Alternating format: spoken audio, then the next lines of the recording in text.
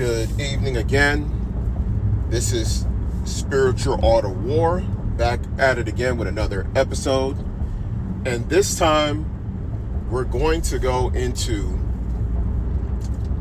the situation and the talk of about using the N-word in regards to the rapper from Texas named Mexican OT, or OT Mexican, however you want to say it.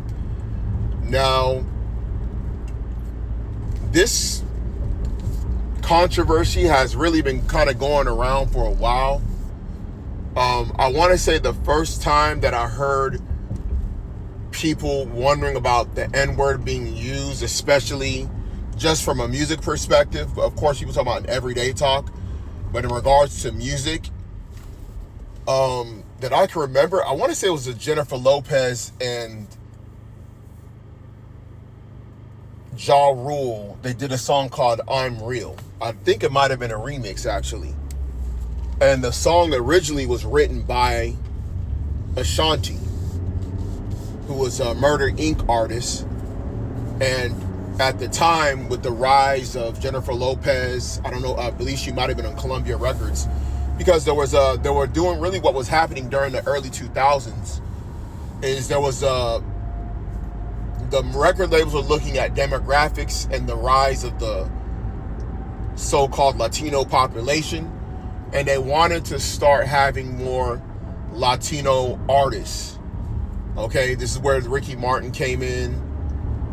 This is where you had even certain hit songs like the Macarena. It showed you like the global appeal of Latino music. You had Shakira. Now, mind you, Shakira was big in Colombia and South America and other parts of Latin America before she got big in the U.S., or as she got big in the U.S. with the Latino population and became, an international superstar. And you had these crossover hits, right? Like Carlos Santana, who's an American artist, but he is of a Mexican background, if I'm not mistaken. And he had a band and he was very popular. But he did a song with Wyclef called Maria, which is, I believe, a #1 hit, if I'm not mistaken. So you had like these songs that were kind of developing in the early 2000s. And then you had Jenny from the block, Jennifer Lopez, a Puerto Rican who actually was on Living Color. And she was on a show, I think the show was called South Central, it was on Fox. If I'm not mistaken, I think the show was called South Central, but there was a show where I think she worked in the grocery store and she was like a Latina in a predominantly black neighborhood. She had a little small role there, and she ended up dating Diddy. So you're talking about a lot of crossing over into the black community. You could say black spaces, but they would really call it generally urban community. Okay, that's what will be called by those that are in media, the urban community. So when she did that song, I'm Real, there was a part in that song where she says the N-word. And I remember, you gotta remember, this is before social media. So you would only see stuff like either talked about on TV, radio, or on the internet, like internet websites, internet blogs. But I remember that there was a grumbling about, why is this Latina saying the N-word? Now, mind you, they had a problem because of how she looked. Because had she been a black Latino or Afro-Latino, there wouldn't have been a problem from an optic standpoint, but there was an optic because she was lighter skinned. And remember, and a lot of people don't know that during this time, even till now, but especially back then, a lot of black people did not live around Puerto Ricans. They didn't live around people from the Dominican Republic. You got to think about how the majority of the Latino population was from Mexico, Central America, El Salvador. But you have places on the East Coast. But if you look at like the population map of like where most black people live, the 90% of them don't live around Puerto Ricans. So they're looking at her like, what is this Mexican girl saying? You know what I'm saying? Even some people thought she was Mexican that are from, West Coast of California, maybe because some of them didn't really know her background. It's just like if you watch you see the Fly Girls come out in A Living Color, when she would come out and dance with the other Fly Girls, us down here in Texas, we looking at her like she's a Mexican. And I'm speaking just how the ignorance was back then, and even to a certain degree now. So there was grumblings back then. You fast forward, you get Big Pun and Fat Joe, and they're throwing around the N-word. There was actually another rapper, Puerto Rican rapper, I cannot remember his name. I don't know if it was Kid Frost or one of these guys from the Bronx, but I remember listening to his song, or one of his songs from back in the 90s, and he was saying the N-word in it too. Now, the radio, or the people that are from New York, when they were listening to Fat Joe and Cuban Link and, not Cuban Link, the Beatnuts. Okay, the Beatnuts and these different like Latino artists from New York and the tri-state area, PD Crack, whatever. People from out there, they're not tripping on it the same way. And I'm trying to give you social context. I'm speaking as a sociologist and observing like the trend of this discussion. And I don't recall too much grumbling back then when Fat Joe and Big Pun were doing their raps about the N-word. However, I do know that some people weren't listening to those artists. And this is one of the big misconceptions. And I was talking to a younger brother. He's about 27, 28. And I'm trying to explain to him like the world before social media. And it's hard to explain it if you didn't live it.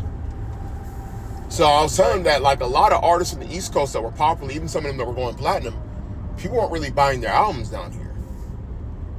Okay, it wasn't like if you came to Houston, if you talked to 50 guys, back when Big Pun dropped his album, or Fat Joe, when they both dropped their debut albums, it wasn't like you come to Houston and you can talk to 50 so-called black men in 1999 and ask them if they bought their albums, and you might find one that might have had it. And that one that might have had it was probably from the East Coast and moved down south. Like, that's what we're talking about. You know what I'm saying? Unless you're just a big artist, you cross over regions. Because there's a whole thing about regional rappers. You can be a regional rapper and go platinum back then. You know what I'm saying? But we're talking about guys that cross over regions and become national. And then you get the international artists. You know, you get guys, you get different levels, right? So now you got OT Mexican situation where he was very, very he was very, very stern on his stance of his right to say the N-word. And he says it's based off of where he grew up. This is how he talks. And remember, he's speaking as a guy who's a Gen Z, if I'm not mistaken. He's not coming from the different perspective. He's thinking from somebody that grew up hearing Lil Wayne and whoever. You know, he might have even been inspired by the likes of Fat Joe and Big Pun. I'm pretty sure he listened to some Big Pun. Because he kind of, like, from what I've heard, he kind of has, like, a fast delivery, you know? He has that versatility in his raps to rap fast and put a lot of words together. Kind of similar to how Big Pun had that versatility. So, but, like, this situation, and this is what I think about this whole N-word situation. And a lot of people talk about he needs to be checked for saying it and this, that, and the other. Like he said, and I agree with him to a certain degree. Not that I agree with him saying the N-word, but this is what I agree with him on. Who's gonna check him? Because you would be doing something that you didn't do before. You didn't check Big Pun when he was alive.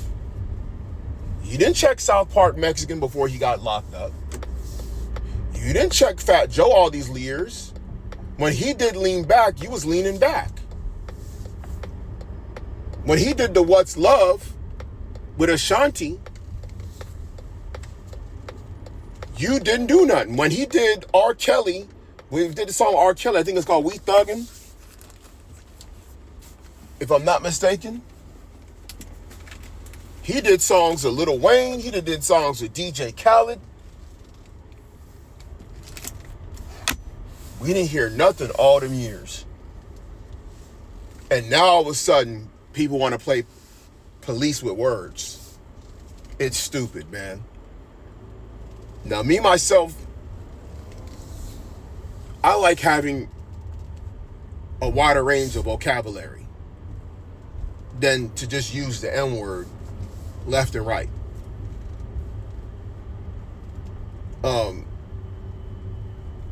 Heck, if you could go through my videos, you're not hearing me saying it. Okay? I might use it as a reference to say something that people will understand from a reference standpoint of like maybe a subject or whatever, if it fits the story narrative, but it's not something that I use in my daily vocabulary. So why am I going into that? Because it just is stupid. And this is one of the things that is, you're never going, see, the way it is right now, black people as a collective do not have the ability to come to get consensus on what they feel is right or wrong. They don't have, and I'm talking about these people that are upset about this. Because you got people that have a stance on this. You got the likes of, if you talk about people that are in media or in black media, okay? Got that one brother, he's tall from the Fruit of Islam. I forgot his name. His name escapes me right now. Because the dude gets banned so many times on so many platforms, it's ridiculous. But I'm thinking about him, and he's actually talked about needing to get away from that word. Even guys like a Louis Farrakhan or whoever, you had a lot of men that are trying to get our people away from certain behaviors or certain ways of thinking and how we address one another as people. And it's fallen on deaf ears for a long time. A lot of this discussion about whether or not black people should be using the N-word, that's been going on for a long time. A lot of people don't even understand that black people have been using the N-word on each other for over 100 years. It was introduced into the lexicon through the plantation. And it became something that our people were called it so often, okay, that it became a part of our identity. And it became a part of the way we view and address one another. And this is what people don't even understand as far like, why is it still around and why has it stayed around for so long? It's been due to tradition. And what's happened is the popularity of so-called black culture in the West, which includes music and, film, because you really can't say TV, because TV, they don't really have it. In fact, even on some of the, I don't know if they bleep it on VH1 Basketball Wives. Who knows? I don't watch the show, so I don't know if they bleep it, but I know historically the N-word and other, what people call curse words, would be bleeped out. So it's really more music is the main transport in which people are being introduced to this word outside of the black community. And you can't open up Pandora's box and put everything back in. The popularity of the word along with the music allowed it to get into other people's mouths. And once hip hop became mainstream and people began to listen to it and begin to adopt some of the language that was in there and some of the words that are in there, it was pretty much over. And these rappers, listen, bro, this is why a lot of these guys, they really can't debate me on this type of stuff. I'm talking about guys like Tariq Nasheed and everybody. These guys would never, ever want to even talk to me about this stuff, because I didn't been talked about this, looked into this type of stuff for decades. Just as a hobby, I was looking into stuff like this.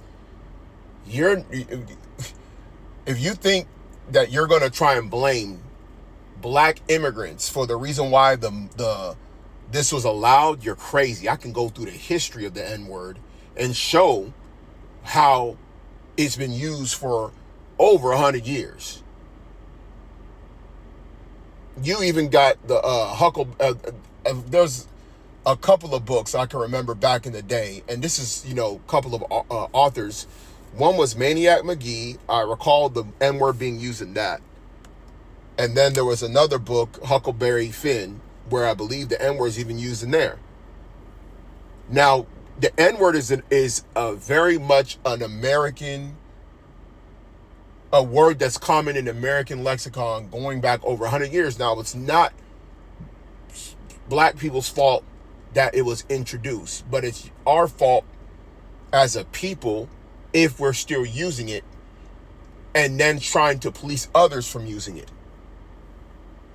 Because the SPIC word that white people use on Latinos, they don't use it on each other. And they were calling them that all the time, especially in the southwestern part of the U.S. But they didn't go and adopt that word and try and flip it and make it cool. It got eliminated out of the typical lexicon. You don't even hear it. And I guarantee you, if you do hear it, you got to be literally around some random white folk to hear it. In their homes, they may say it, but not out in public. They're not putting in their music, and they're not out here saying it amongst each other for you to hear openly in conversation. This is just the reality. That's why a guy like, I told you, Tariq Nasheed, he literally blocked me on Twitter because I was showing how I was literally exposing how he was flipping his arguments left and right on a weekly basis. I'm using his own words. If you bring up the SPIC word and why it's not being used in today's lexicon in America wildly, they can't answer that. Because OT Mexican, he ain't going to reintroduce that and make it cool. Okay? He ain't going to do that. He ain't going to do that. You got guys upset. Oh, FBA, man, there's some immigrants. Man, them tethers. Okay, bro. Ask these guys, why don't Latinos use the SPIC word? Why don't they call each other the WETBACK word? Ask them that. Why didn't they flip it and try and make it cool? What they made cool among themselves was their own terms that they have from their own people. Sometimes it's from a different countries have their own different slang, just like they do with English language. So Puerto Ricans have their own slang. Mexicans have their own slang. Colombians have their own slang. They got their own slang of what they say amongst each other. You can go through Bad Bunny's music and some of these guys. They got their own little slang in their communities of what they would call each other. But they ain't calling each other no racial slurs. But you are. Now you want to play police. Now you saying you going to do this, you going to check this and check that. You ain't check nothing. We 20, what are we now, 25? We like 25 years in. Almost 30 years in from a Latino rappers saying the N-word. You want to go back to SPM and Big Pun and Fat Joe? I mean, come on now. So now it's a problem because OT Mexican said he gonna keep saying it. And like I said, I agree. It shouldn't even be said to begin with. Why don't we just start there? Why isn't the conversation should black people stop saying the N-word? The conversation can't go there because they don't want to stop saying the N-word. And they want to get mad when somebody else uses it. You guys, man, like I said, that's the reason why I have to have a channel like this so I can talk about these miscellaneous topics, man. Because I'm ready for it. I'm ready for the smoke on this type of conversation. Because these guys, they can't answer these questions. A guy like Tariq Nasheed can't answer these questions. He can't. He's just going to say, you stealing our swag. You taking it from us. No. Let me tell you something. If Malcolm X was alive, he would smack you Negroes. Oh, but I forgot. He's a tether, though. He's non-FBA. His mom is from the Caribbean, so you know you can't claim him, right? Yo, man, this is what it is. These people are clowns, man, and homie, don't play that. So let me know what you think in the comments. Subscribe, comment, share. I'm out.